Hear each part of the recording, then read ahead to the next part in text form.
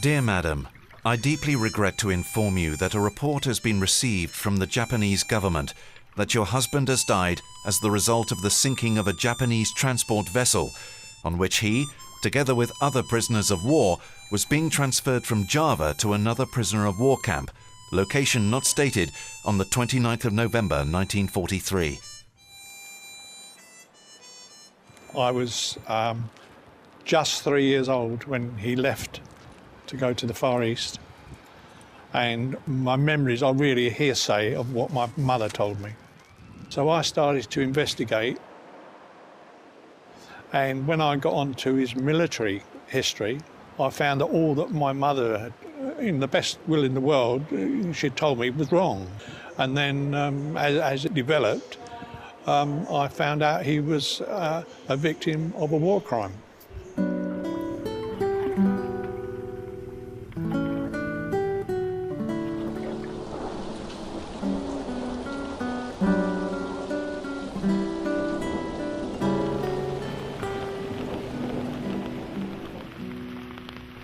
The small island of Ambon is the main island of the Moluccas, a group of islands in the eastern Indonesian archipelago. It was here that the Dutch based their administration for this part of the Netherlands East Indies. There were army and naval bases, there was an airfield, and there were hospitals and schools. The island has a large bay, a safe harbour for ships and seaplanes. Its strategic location, not far from Australia, made the island's capture important for the Japanese before an attack on Java could be launched.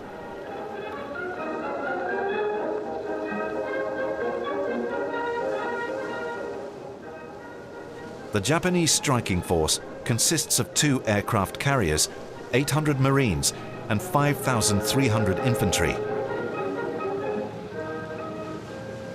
After preliminary bombing and shelling, the troops land in the early morning of the 31st of January.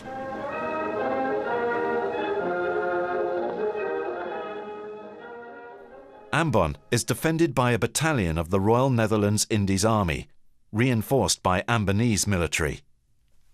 The under-equipped battalion is forced to capitulate after 2 days. An Australian battalion defends the airport and holds on for 2 more days. During the invasion, a Japanese minesweeper hits a mine, killing 20 Japanese. In the weeks after the capitulation, 229 Australian and 60 Dutch military were slaughtered in retaliation by the crew of the minesweeper, using swords and bayonets. Sergeant Kanemoto is a witness. 周りにいた人たちの顔を見ることができませんでしたが、彼らのほとんどは沈没した掃海艇の生存者だと思います。私は第9号掃海艇の生存者たちが要請をし、戦友の死に対する報復として捕虜たちを処刑してもよいとの許可を司令部から受けたと聞きました。私は座って処刑執行の様子を見ました。彼らは皆例外なく倒れた戦友たちの名を叫び、誰々のあだだと声を張り上げて刀を振りかざしました。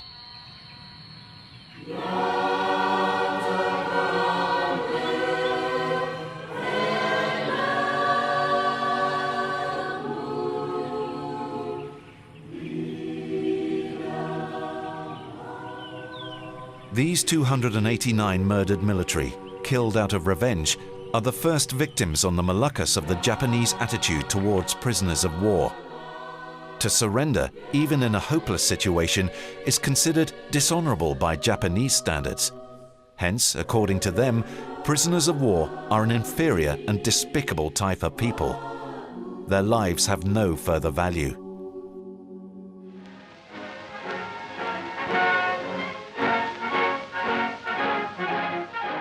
At the beginning of March 1942, Java is captured.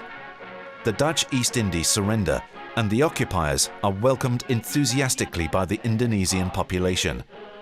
They are seen by many as liberators, delivering them from the Dutch colonialists. The 60,000 military captured on Java are imprisoned in camps established at various locations.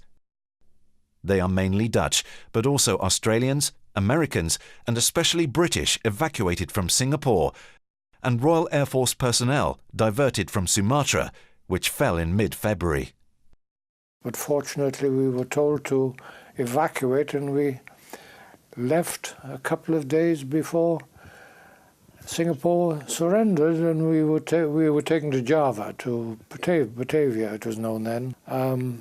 We were captured in Java, or at least the people in control of Java capitulated, and the war was virtually finished as far as we were concerned. Ja, ons werd eigenlijk min of meer verteld, dat was wat wij noemden de kabarang in, dat we zouden ingezet worden om Batavia mooi te maken. Om Java mooi te maken, weer bruikbaar voor de Jap. The prisoners are deployed for repair operations. 200 of us were delegated to go to Semarang. We're extending the runway, and we were there for 8 months, 200 men, and the conditions were fairly good, but the work was quite hard on the aerodrome, and the rations were small, but they were adequate at the time. The artillery regiment Lewis Jones belongs to is also interned on Java. My mother only received one card, which was very short sentences, you know, I am well, the Japanese treat me well, that sort of thing. Very, very short sentences. Gradually, the treatment of the prisoner of war worsens. Corporal punishment is the order of the day, and extrajudicial executions are no exception. Yes, there were 4 British troops, and 2 of these people had gone down into the town of Malang to hoping to buy something in the town of Malang, and they were rounded up by the Japanese, and another 2 people did intend to make an escape, because one of the other people involved was able to speak the Malay language, and they thought they had a good chance. But anyway, eventually these 4 people were brought back to the camp in Malang. They were severely beaten up for a few days, nearly every day, in what the Japanese had as a guard room. And then one day we were rounded up whilst working on the airfield, and these people were executed. And apparently they made a pretty poor job of it, because they had to be finished off with a revolver. The occupying power considers the concentration of such a large number of prisoners a risky situation, and decides to spread them out and use them for their war effort at scattered locations.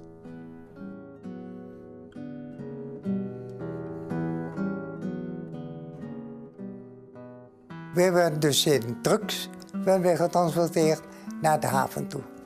Op de haven stonden daar al trucks, die waren daar volgeladen met varkenskratten, varkensmand. En daar zaten mensen in. En waar ze dat vandaan halen, het bericht was dat waren oud-planters die zich niet hadden gehouden aan de overgave aan de Jap. De auto's die reden met hun achterzijde naar het water toe. Dus dan, en die kratten die werden zo in zee geschopt. Met die mensen erin? Met de mensen erin. At the end of April 1943, 10 large and small vessels set sail from Surabaya, carrying 2,200 Dutch and British prisoners of war and several thousand Romusha, forced labourers from Java. En zo voerden wij de haven uit, richting Borneo, Celebes. Dus die kant gingen we op. Maar dat wisten we niet. Want we mochten niet aan dek komen. The convoy is bound for the east of the archipelago. In order to defend it against advancing Allied forces, the Japanese intend to construct airfields there. prisoners of war and forced labourers will be used to do this work. The voyage is not without danger. In early 1943, all Japanese message codes have been broken by the Allies. A network of monitoring stations delivers so much information that a continuous overview of the Japanese transport operations is available to the Allies. Points of departure, destinations, speed, contents of cargo, makeup of the convoy, all is known. Eliminating the sea transports is becoming one of the primary goals of the Allied submarine services.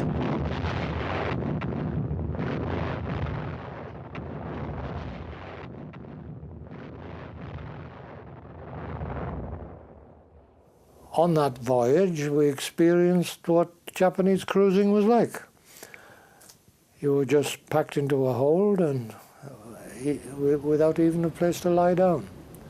I took advantage of this. I went on deck and I concealed myself in a cupboard where they stored ropes. I slept there. Well, the conditions on those ships were awful. We were in our hold. We had about 2 meals a day, I think. We didn't always wash, so sometimes we were allowed on board. They'd hose you with the hose pipe. And the food, we were all cramped in these dark holds of the ship.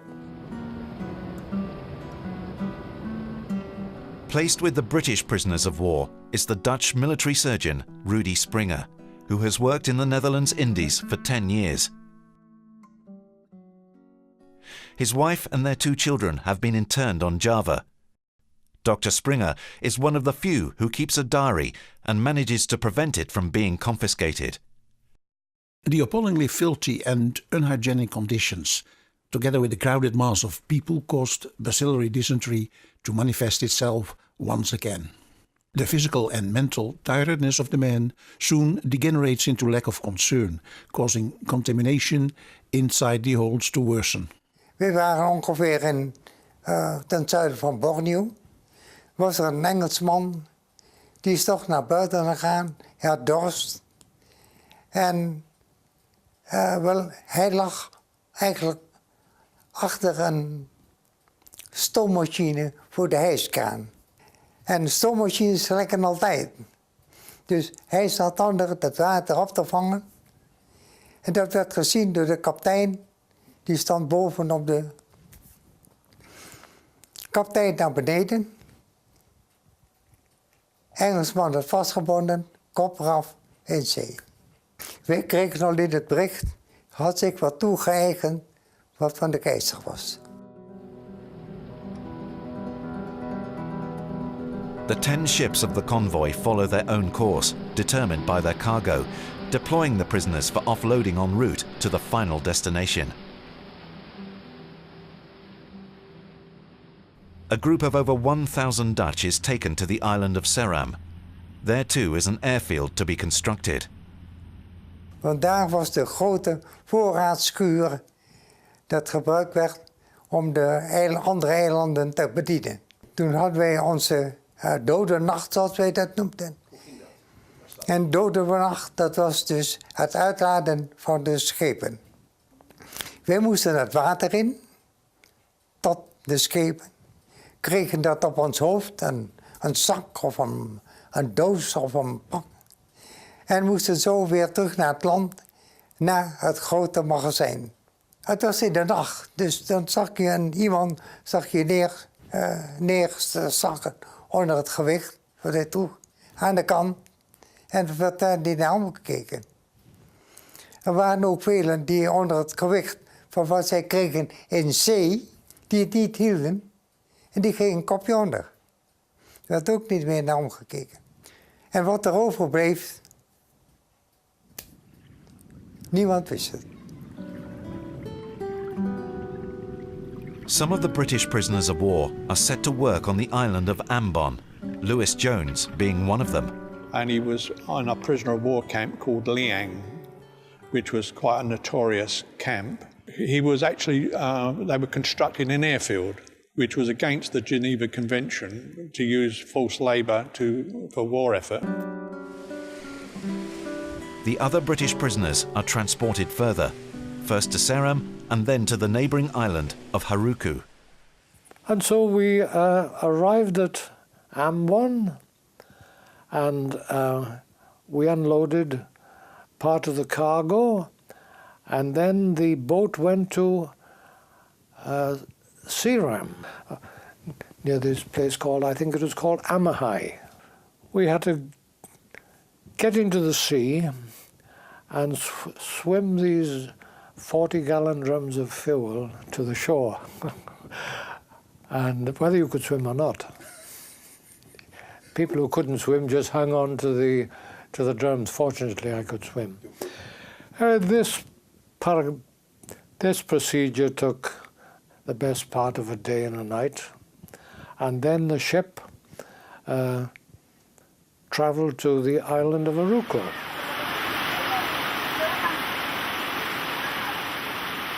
We arrived in quite appalling conditions. It was the start of the wet season, and there was no accommodation, and that was one of the most horrific periods, where the death rate for the first few months was quite horrific.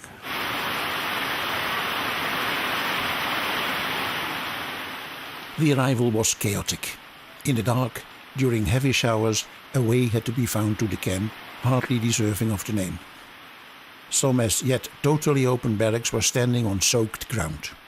The great majority of the worn-out and hungry men had to spend the first night out in the open. There were no latrines, and soon the campground was saturated with feces and urine.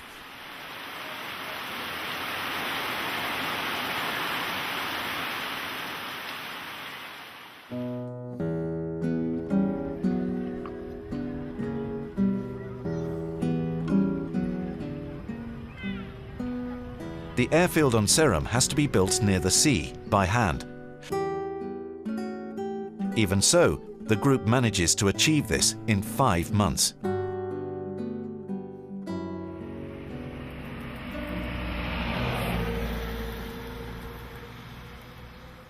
Wij bleven dus in Amahai, maar onze barakken waren nog niet klaar. Dus er moest nog bamboe gehaald worden. Bamboe, een dakbedekking en van alles en nog wat. En in die week dat wij de bamboe moesten halen, zijn 3 die zijn gevlucht. Onder leiding van een Moluccas. Ze zouden dan samen verder gaan, dan naar Niger en uiteindelijk naar Australië. Het is hun niet gelukt, want de eerste beste dorp werden ze overvallen en weer overgedragen aan de Jap. Met alle gevolgen van dien. Ze werden in de prikkelkooi werden ze gedaan. Dat was een kooi zonder wanden, alleen maar met prikkeldraad. Deze werden elke dag uit het hok gehaald, afgeranseld en kon zo naar binnen. When the airfield is completed, 5 months after arrival, it has taken the lives of 28 men. A fairly low number, thanks to the Dutch camp leadership, the chance to occasionally obtain extra food, and a relatively mild Japanese authority. The group is transferred to the neighbouring island Haruku to help the British, but the 3 prisoners in the cage remain behind.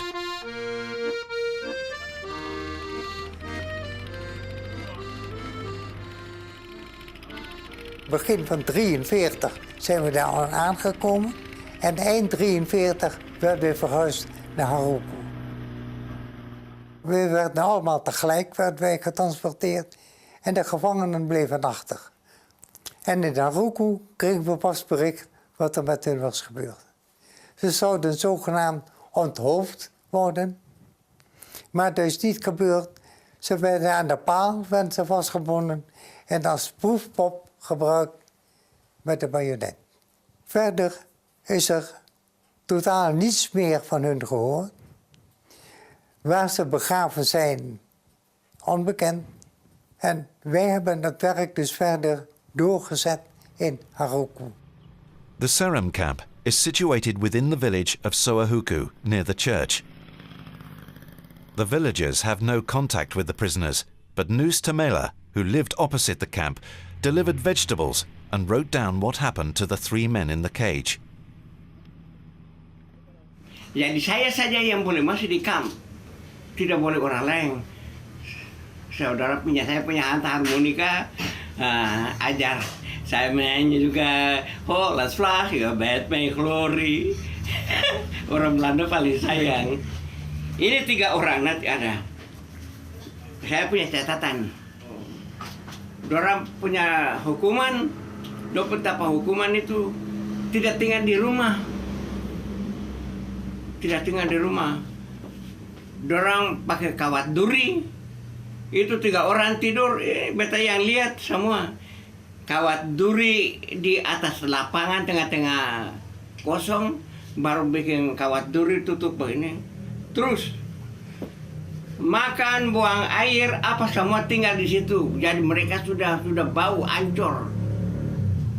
Dorang punya hujan, panas, siang, malam, tinggal begitu saja di tengah-tengah kosong itu. Tidak ada rumah, tidak ada apa, tinggal di tengah-tengah kosong, di muka pengawal, di muka orang jaga. Ya, waktu mereka mau berangkat baru dibunuh. Sebab itu Letnan Jepang bicara Tamaerasan, panggil saya Tamaera. Tamaerasan itu 3 orang, nah ada di kamp. Mereka dibuang dalam perigi di lapangan bola Suahuku. Nama lengkap tawanan perang Belanda yang dibunuh karena mereka lari ke hutan untuk terus ke Australia, tetapi ditangkap kembali. Hasmet lahir di Kendal. Yeverleng lahir di Leerdam. G.H. Fetz Verploeg lahir di Tasikmalaya. Itu yang 3 orang itu sampai sekarang dalam parigi. The internment card of Schmidt says, cause of death, pneumonia. Fitzverpluch, bacillary dysentery. Verling, the same. According to the cards, the men died before the departure of the others, and they were buried in the cemetery.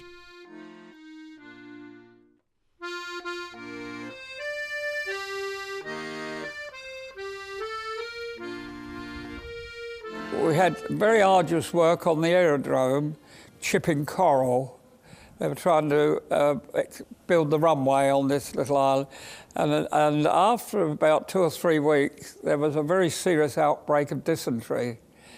And I was amongst the casualties in the early days, and the number grew. And I was there, what was I there? 8 months, I think I was there. I went back with the second draft. When I left, I think there were 364 people had died because of very, very serious outbreak. The first death occurred a week after arrival, and every day the death toll was mounting due to people suffering from chronic vitamin deficiency. A lack of drinking water made the patients tremendously thirsty, and they dehydrated with persistent coughing as a result. When the death rate had risen to 5 to 10 a day, and when we had about 1,300 patients, we were told by the Japs that there was nothing they could do and that we had to solve the problem ourselves.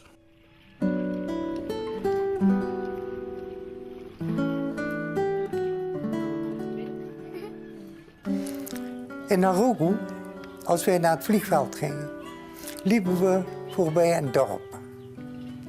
Dat was afgesloten met een muur, waarschijnlijk een Mohammedaans dorpje. Deze mensen waren ons goed gezind, probeerden ons wat toe te stoppen, maar dat mocht niet van de Jap. Als het werd gesnapt, werd het zij en wij kregen dus een pak slaag. En zodoende hebben zij wat gevonden.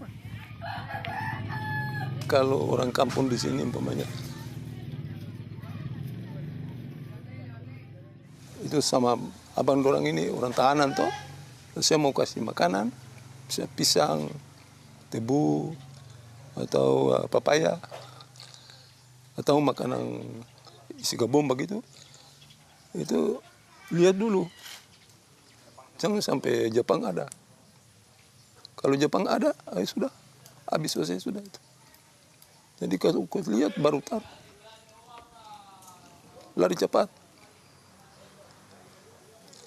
Itu kata mau kasih makanan pertahanan itu. Sampai mereka ini minta tolong mau beli makanan. Iya. Tapi masyarakat was-was. Masyarakat takut. Tahanan, kalau dorang baris ke lapangan, itu biasanya dari kayu itu dong menyanyi. Ipi yoi yoi, ipi yoi yoi, ipi yoi yoi, ipi yoi yoi.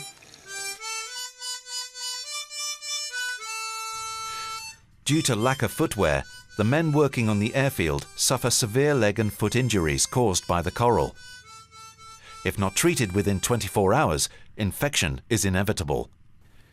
In such cases, it was often possible to operate a deep incision near the ulcer to remove blood clots. I used boric acid dissolved in water as an antiseptic, as well as our homemade ointment. Such procedures were quite severe, as they usually had to be carried out without anesthesia.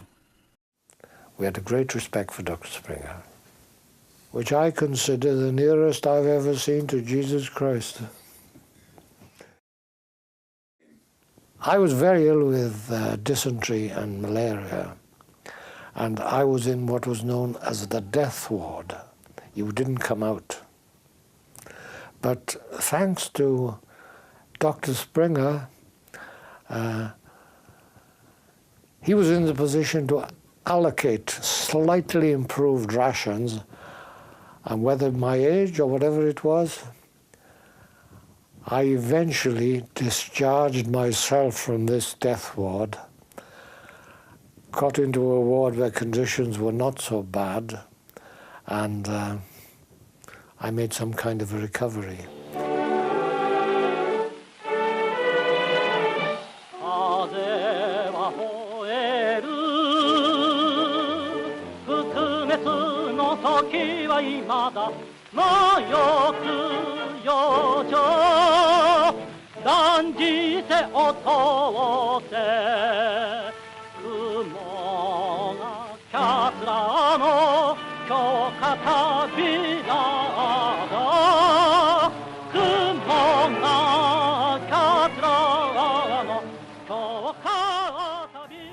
They had one squadron that they were called bombers, and they made the mistake of having us push them into areas that they'd built to prevent damage to the aircraft.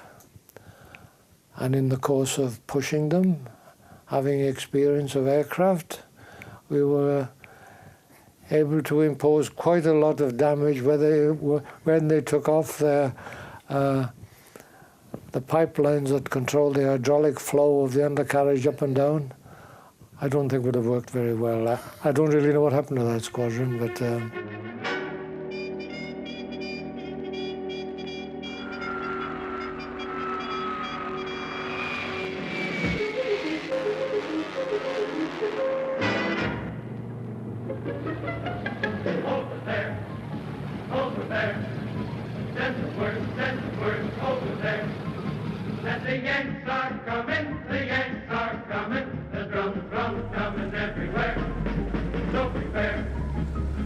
In 1943, heavy fighting starts in the neighbouring New Guinea. For this reason, the Allies keep a close watch on the Japanese airfields on the Moluccas. Reconnaissance planes provide detailed information, which often leads to immediate action. We hadden eigenlijk al dagelijks bombardement. Het was niet met grote bommen, maar met kleine bommen. En dat leek wel of het zo uit het toestel werd gegooid. Overdag ging het dus met deze kleine bommen. En 's nachts ging het met grote bommen, want dan ging het over de benzineopslagplaatsen. Wat 's morgens was ingegraven, werd 's avonds gebombardeerd.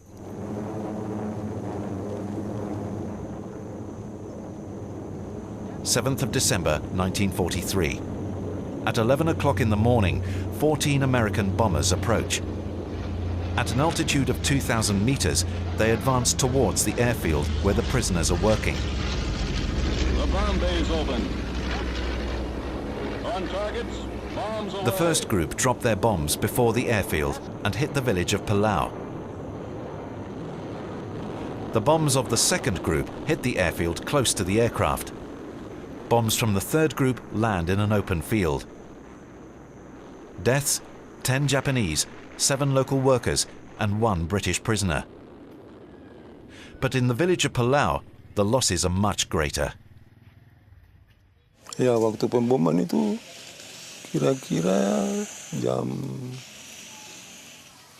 tengah hari lah. Itu pesawat datang segera.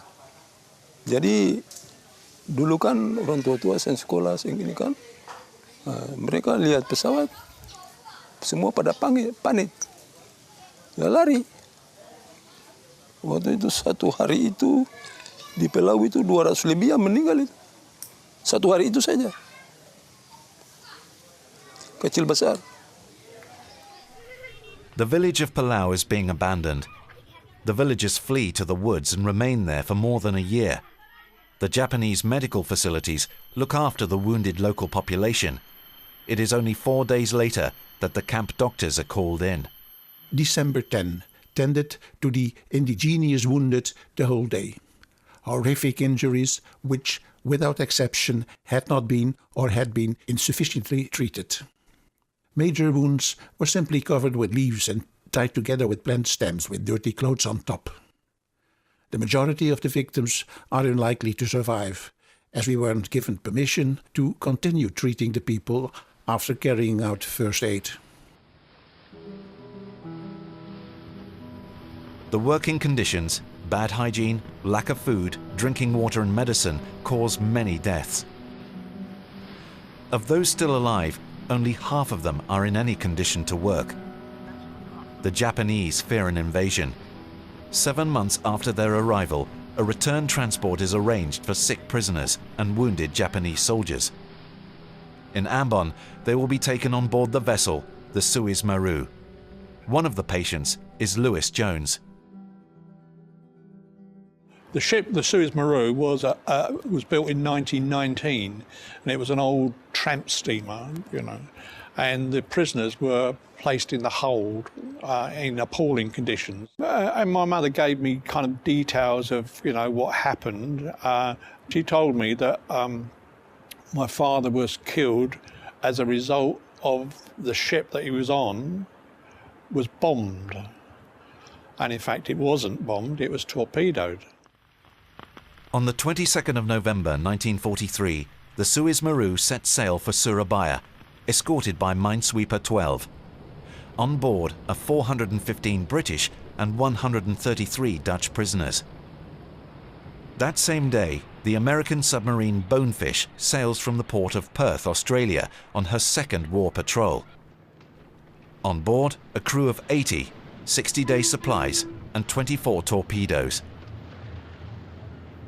Destination: the South China Sea. Once there, the Bonefish will rendezvous with 2 other submarines in a joint hunt for convoys. Sunday evening, 20th of November, after dark, the Bonefish moves cautiously through the Lombok Straits. It reaches the Flores Sea by midnight. Around 5:30 a.m., the lookout spots smoke on the horizon. They conclude that the smoke is coming from a transport ship and a minesweeper. Stations for battle service. Ready on all main engines.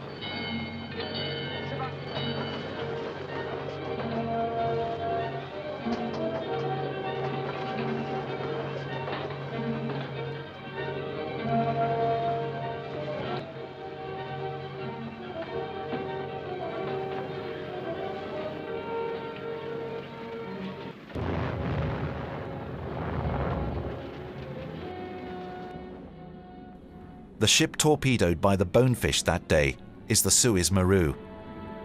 Minesweeper 12 isn't worth a torpedo. the Suez Maru sinks immediately and takes half of the prisoners with her. The rest of the prisoners go overboard. The Suez Maru is the 45th Japanese transport ship that has been sunk that month. Between August 1943 and June 1944, Allied submarines sink 358 Japanese transport ships. Regular destruction of the transport ships would prove to be an essential contribution to the final victory. When the Japanese got back to Surabaya, they said that all the prisoners went down with the ship. And it wasn't until in 1949 that one of the Japanese, who was a Christian, wrote to General MacArthur to say that it was not what actually happened. As a result of that, they arrested 22 Japanese, with some who was on the Suez Maru and some that were on the Minesweeper. Were you formerly known as Iketani Masaji, formerly Supply Lieutenant in the Army and Transportation Commander on board of the Suez Maru when the vessel was sunk by Allied submarine on 29 November 1943? はい。 Did you give the prisoners of war any direct assistance when the ship was sinking? いいえ、しませんでした。私は彼らに船を捨てて退去するように命じました。How many prisoners of war succeeded in leaving the ship? およそ250名です。Was there capacity on the ship to rescue prisoners of war? 掃海艇は救助された日本人でいっぱいでしたが、少なくとも100名から150名の捕虜を安全に運搬することができました。When was it decided not to rescue the prisoners of war? 日本人全員が救助された後です。Who decided? 掃海艇艦長の川野が決めました。彼は機関銃で捕虜を撃とうかと言いました。それで私は仕方ないですねと答えました。海上で船が沈没したり、捕虜の救助が困難になった場合は、捕虜を処刑してもよいとの軍の命令があったことを艦長に伝え、How long did the slaughter last? 17時から日没までです。Were any of the prisoners of war left alive? 確信はできませんが、皆死んだと思われます。Later in 1949, General MacArthur said no more war crime trials, and they were released. So although they had confessed to the war crime, no action was ever taken. But the most disappointing part I found was that the British government withheld this information from the relatives and loved ones of the POWs. In 1995, the American administration made public the decoded Japanese messages from the Second World War. Amongst the many thousands of messages is one from Minesweeper 12, sent shortly after the Suez Maru sank. The Minesweeper's message is that 546 prisoners on the stricken ship, of which the name is not mentioned, had drowned. The added explanation makes it clear that the intelligence service knew which ship it was, where it came from, and what its destination was. Probably the intelligence service also knew that its cargo was human.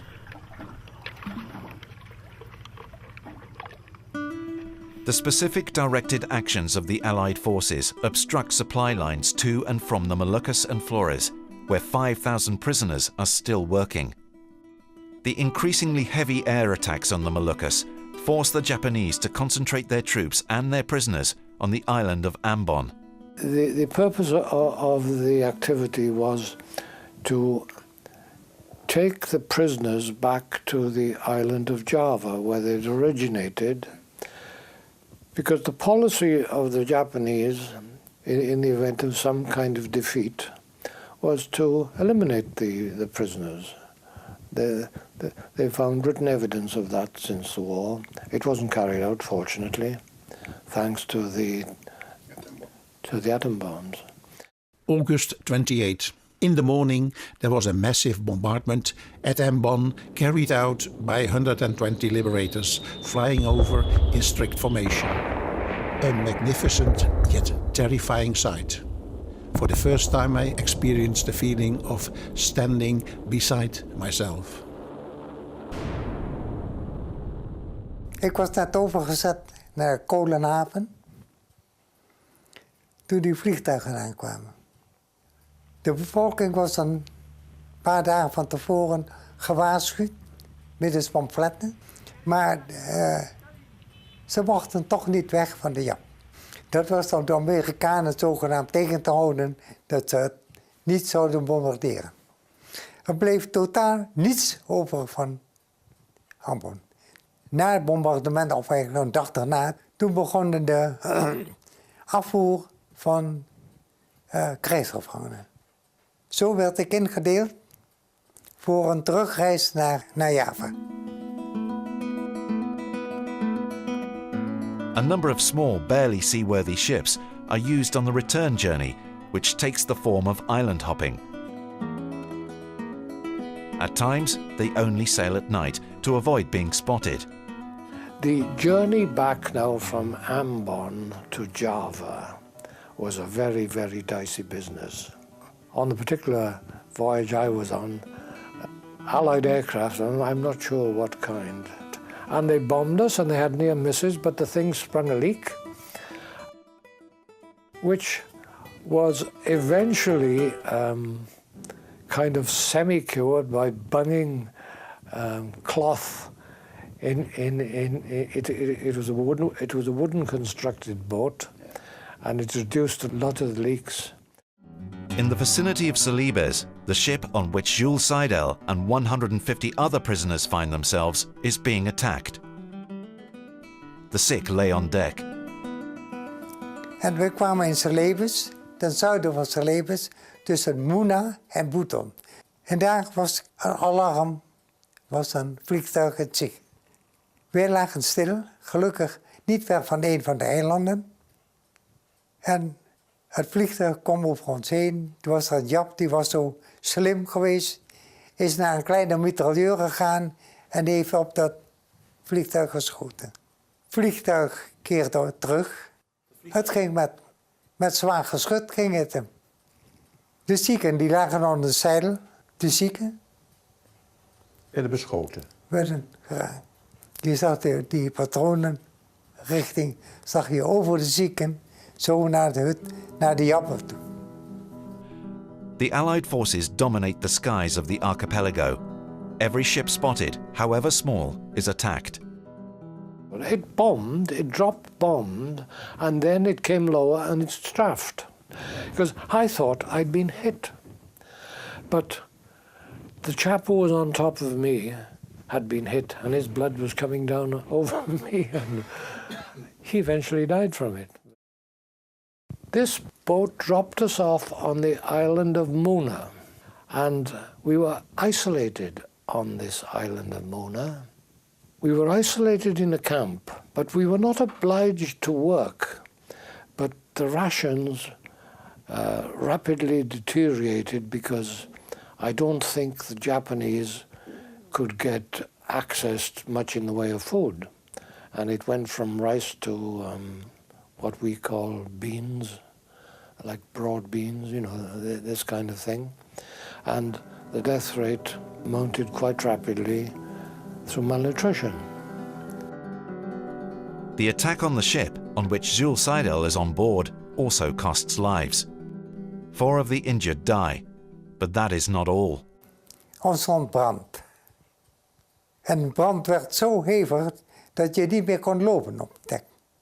Een van ons die had meer gevaren, kon de motoren aan de gang brengen. Heeft het schip dus naar een van de eilanden gestuurd. Goed, we kwamen dus aan land. Hoeveel er was overgebleven, dat was niet veel. Handjevol. En toen kwam het dodenschip aan. Het schip dat 70 dagen heeft gedaan voor de reis. The ship of death is the coaster, the Maras Maru. This ship is also on its way to Java. On board, more than 500 prisoners of war, amongst them Dr. Springer. Neither he nor other doctors on board can prevent people from dying every day. On the 7th of October, the count is 11. One of them is Gunner Gerrit van der Velden. Just before the war, Gerrit married the Molokkan Wilhelmina Silano. His interment card reads, "Fell ill on the 3rd of October, bacillary dysentery. Died 7th of October at 5 p.m, buried at sea." Gerrit is casualty number 163 on this journey.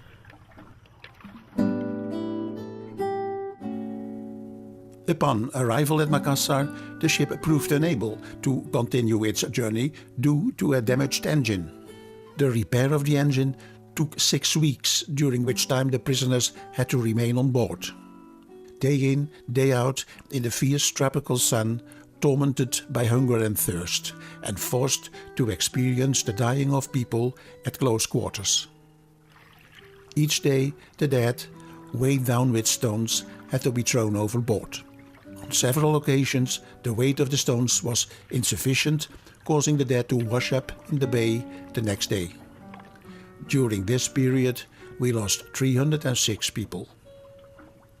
We gingen aan land, naar Makassar, om steden te zoeken voor deze lijken. De steden aan het midden en hup, hop. En vandaag had je een slaapie en morgen was hij verdwenen.